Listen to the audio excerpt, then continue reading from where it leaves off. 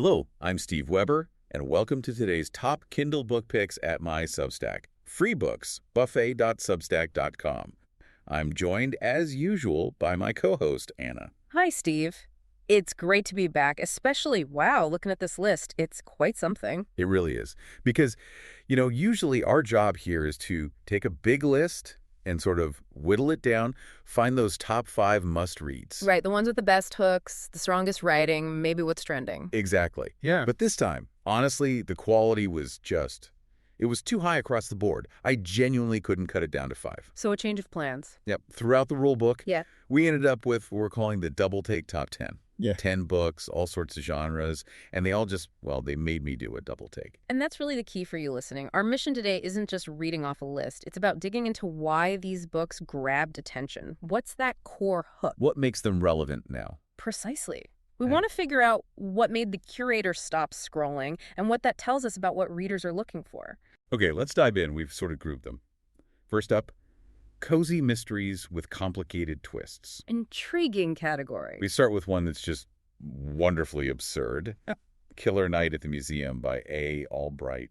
Okay, paranormal cozy mystery. This genre thrives on mixing the everyday with the completely unexpected. And this one delivers. The hook is just fantastic. Yeah. A literal suit of armor walks into a restaurant and confesses to murder. Wow. Yeah. Okay. That's memorable. Right. I read that description and I thought, okay, this has to be on the list. But the detail that seals it is the protagonist's reaction. What does she do? Her first thought is that the night sounds attractive. Ha! Seriously. Seriously. And then she immediately thinks her life is about to get messy. It Yeah. just perfectly nails the tone. It does. You get the magic, the hint of romance, the mystery, all wrapped up in this slightly chaotic, fun package. Yeah, it tells you exactly what you're getting into. If you need a curator solving enchanted crimes, well, this is your book. Definitely appeals to that mix of humor and the supernatural. Okay, now let's shift gears a bit. Still in the cozy realm, sort of, but with much darker undertones. Sweet Deal, sealed by Judith A. Barrett. This sounds like one that really pushes the boundaries of what cozy usually means. It absolutely does. I mean, historically, cozy mysteries were, pretty low stakes, small town, Yeah. maybe a bit quirky, but definitely no real grit. Gentle almost. Right, but this protagonist, she spent 12 years in prison. Okay, that's not very gentle. Not at all. Now she owns a donut shop, which sounds cozy enough, but while running it, she's also searching for a missing boy, trying to solve a murder that happened back when she was in prison, and she's being stalked by a serial killer. Whoa, okay, that's a lot for a cozy mystery. It sounds incredibly wild. It is, and that's what's fascinating. It shows how the subgenre is evolving. Yeah, it seems readers want more now. They want protagonists with real depth, real struggles, even within that familiar cozy framework. Exactly. It's not just about the charming setting anymore, though I'm sure the donuts are nice. The donut shop almost becomes a contrast, right? It highlights the darkness she's dealing with. It feels like the genre is demanding more complexity, higher stakes. You need that depth to make the charming bits feel earned, almost. That's a great way to put it. The life behind the sweetness is complicated. Okay, let's pause the murder investigations for a second. Let's talk baking and family. Pies and Promises by Ducky Mack. This is an single dad romance. A definite shift in tone. So what's the core appeal here? It's really grounded. You have a divorced single dad. He makes amazing pies, apparently. And he meets another man who's trying to save his family's old diner. Food, family, reviving something lost. Those are strong themes. Absolutely. And what I think works here is that it focuses on the real stuff. It's not just about the initial romance. It's about blending families, navigating life with kids, building something together. So it's less about the meet-cute drama and more about the substance afterwards. Precisely. It appeals to contemporary romance readers who appreciate that kind of low-angst domesticity, but with genuine complications. And importantly, it provides that LGBTQ plus representation centered around family and building a home. It reflects that desire for stories showing established relationships, shared values, finding connection over things like food and security. That feels very current. Yeah, exactly. Okay, ready to move away from the comforting stuff. Let's do it. Where are we heading? Into the shadows. Our next group is darkness, danger, and historical tension. Things get much more serious here. Okay, braced for impact. First, City of Stones by Robert Ellis.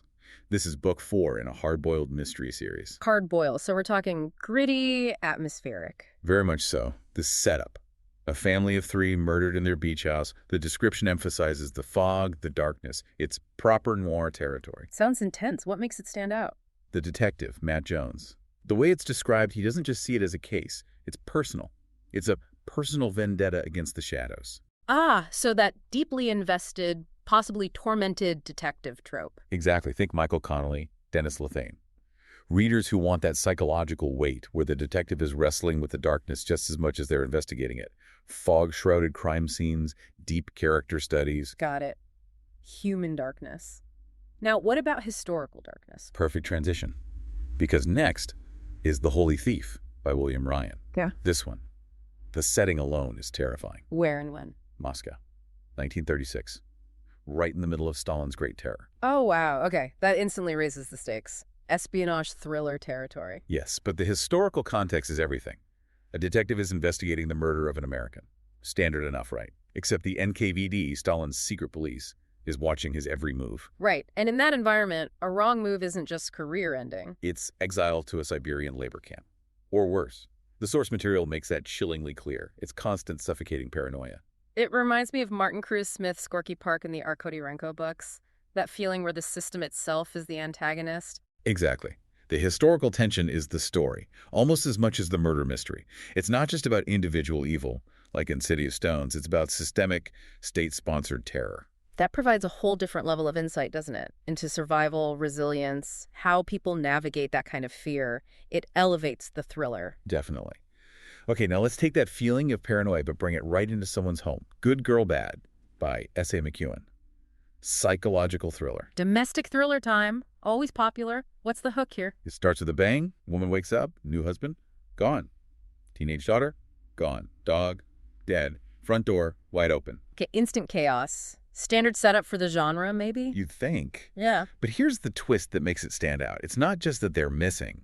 It's that everyone else is acting weird. Her other daughter, her ex-husband, the neighbors, they're all slightly off. Ah, the unreliable narrator angle. Is it real or is it in her head? Exactly. Is she losing her mind, or is something truly sinister happening that everyone else is complicit in? Or maybe just ignoring? That's perfect for readers who love that kind of gaslighting narrative, where the horror is internal, subjective. Is the danger outside, or is it your own perception feeling you? Right. It taps into that very modern fear, I think. The breakdown of trust within the closest circles, within the family itself, makes the suspense feel incredibly immediate and personal. Yeah, that's a powerful hook. Okay, that was a heavy section. It really was. Let's shift again. Our final group is blending genres and foundational knowledge.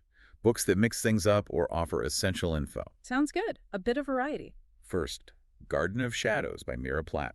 This is Regency historical romance, but with a big splash of fantasy. Ooh, interesting blend. Regency romance readers can be quite particular about historical accuracy sometimes. How does this work? Well, you have the core Regency elements. A vicar's daughter, society pressures, an earl she has to fight off for custody of her cousin. But the cousin is crippled and genuinely believes the fairy king is going to make him a prince. So the fantasy isn't just background dressing, it's central to the plot conflict. Exactly. It seems to cater to readers who maybe want the elegance and social drama of Regency, but are looking for something extra, higher, more unusual stakes. And what's the emotional hook, do you think? Beyond the fairy king bit. It really seems to be about family and belonging. The heroine is fiercely protective, fighting both society and these potentially magical threats to keep her family safe.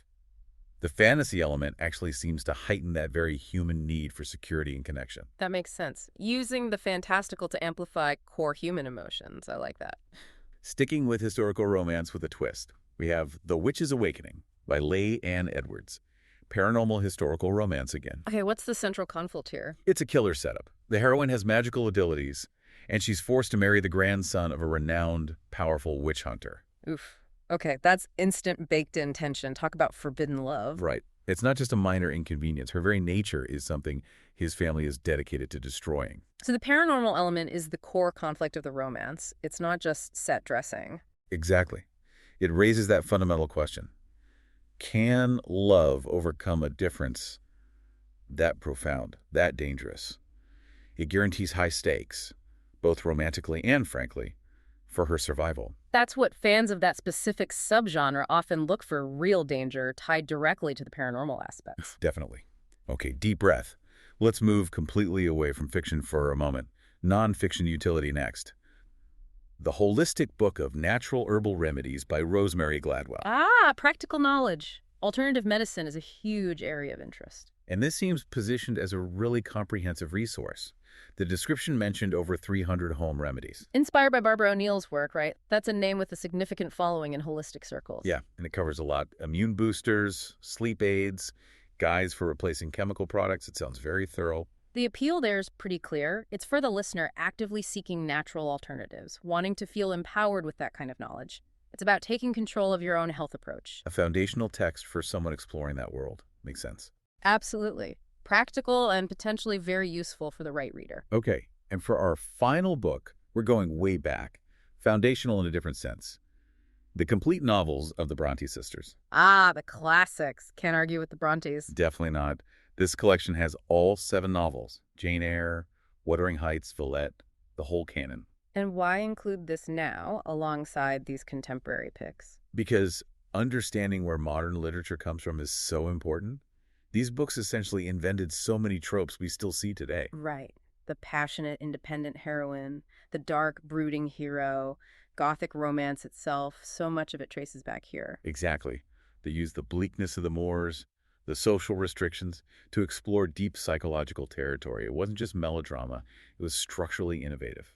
So reading the Brontes gives you context. It helps you see the DNA in the genres we've been discussing all along. Romance, the psychological tension, even some of the darkness. It's about appreciating the source code, Yeah. essential for any real literature lover. Couldn't agree more. A fantastic conclusion. So there we have it, the Double Take Top 10.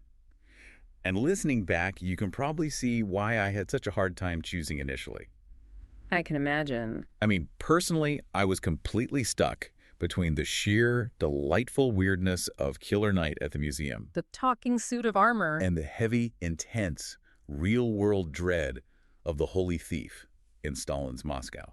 They're polar opposites, but both utterly compelling. And that difficulty, that range, that's the whole point of this list, isn't it? The Double Take isn't just about one book. It's about the incredible breadth of quality and imagination out there right now. From classics to cozies, thrillers to wellness. Exactly. It shows hooks are working across every conceivable genre. So as we wrap up, what's the final thought for you, the listener, looking at this huge, varied list? Well, it brings up an interesting question to think about. Which kind of risk in the stories you read do you find more rewarding?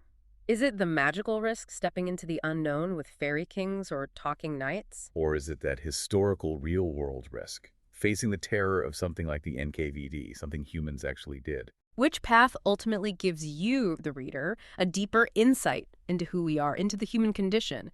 The fantastical escape or the confrontation with historical reality? Something to mull over. That is a great question. Food for thought.